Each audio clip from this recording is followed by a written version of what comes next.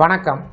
இந்த வீடியோவில் சற்று முன் தமிழக அரசு ஊழியர்கள் IFHRMSல் மாற்றம் செய்வதற்கு சார்ந்து புதிய அறிவிப்பு ஒன்று வெளியிடப்பட்டிருக்கிறது. இது குறித்த முழு விவரத்தையும் பார்ப்போம்.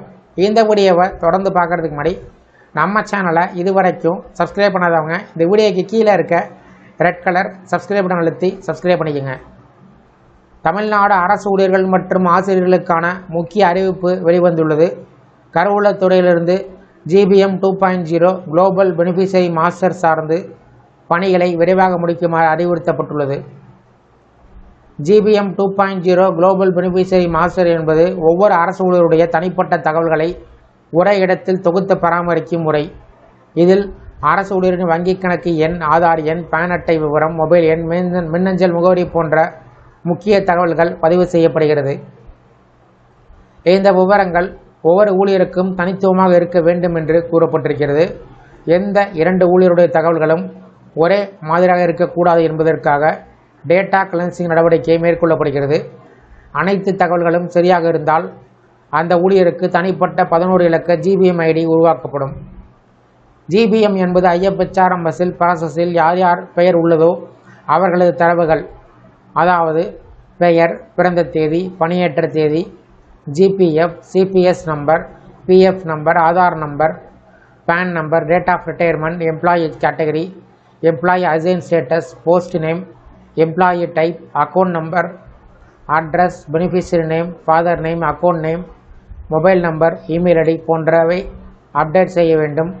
இது அனைவருக்கும் அப்டேட் செய்ய வேண்டுமா அல்லது தவறாக இருப்பவர்கள் மட்டும் அப்டேட் செய்தால் போதுமானதா? GBM வேலிடேஷன் எக்ஸல் ஃபைலில் யார் யார் பெயர் விழுந்துள்ளதோ அவர்கள் பெயருக்கு திருத்தங்கள் மேற்கொள்ள வேண்டும். பின்னர் எக்ஸல் ஃபைலில் பெயர் இல்லாத பணியாளர்கள் யாரும் இருந்தால் திருத்தங்கள் கூறினால் அதனையும் மேற்கொள்ள வேண்டும். உங்களுடைய GBM ID உருவாக்கியுள்ளதா என்பதை, தரவுகளில் பிழை உள்ளதா என்பதையும் அறிய கீழ்கண்ட முறைகளை பயன்படுத்த வேண்டும். IFHRMS போர்ட்டலில் இனிஷியேட்டர் லாகின் செய்ய வேண்டும். அதர் அப்ளிகேஷன் பகுதியில் GBM 2.0 தேர்வு செய்ய வேண்டும். பெனிஃபிஷரி DTO பெனிஃபிஷரி டீட்டெயில்ஸ் என்பதை கிளிக் செய்ய வேண்டும். அதில் உள்ள நோ யுவர் ஆப்ஷன் பகுதியை திறக்க வேண்டும். அங்கு உங்கள் பெயர், GBM ID, ஆக்டிவ் ஸ்டேட்டஸ் மற்றும் முகவரி போன்ற விவரங்கள் பார்க்கலாம். GBM தகவலில் பிழை உள்ளதா என்பதை அறியும் முறை. Service human resource GBM report viewer என்ற பகுதியில் சென்று எக்ஸல் கோப்பை பதிவிறக்கம் செய்யலாம். அந்த கோப்பில் எக்ஸெப்ஷன் வேல்யூ மற்றும் எக்ஸெப்ஷன் ரிமார்க் என்ற பகுதியில் உங்கள் தகவல்கள் உள்ள பிழைகள் குறிப்பிடப்பட்டிருக்கும். முக்கிய திருத்த வழிமுறைகள்: பெயர் மற்றும் பிறந்த தேதி, SR, IFHRMS ப்ரொஃபைல் மற்றும் CPS, GPF அக்கவுண்ட் ஸ்லிப் ஆகியவை முற்றிலும் ஒரே மாதிரியாக இருக்க வேண்டும். பெயரின் இனிஷியல் பெயருக்கு பின்னால் வர வேண்டும். அனைத்து எழுத்துக்களும் கேபிட்டல் லெட்டர்ஸ் இருக்க வேண்டும். பெயரில் ஃபுல் ஸ்டாப் பயன்படுத்தக்கூடாது.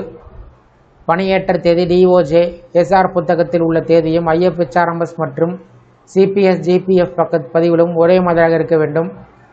PF டைப் CPS அல்லது GPF தேர்வு காணப்படவில்லை என்றால் எம்ப்ளாயி கேட்டகரியில் கவர்மெண்ட் சர்வெண்ட் என்று மாற்றி மீண்டும் தமிழ்நாடு கவர்மெண்ட் என்று தேர்வு செய்தால் அந்த விருப்பம் தோன்றும். மொபைல் எண்: கணவன் மனைவி இருவரும் அரசு ஊழியர்கள் என்றால் இருவரும் தனித்தனியாக மொபைல் எண்ணை பதிவு செய்ய வேண்டும். ஒரே எண்ணை பயன்படுத்தக்கூடாது.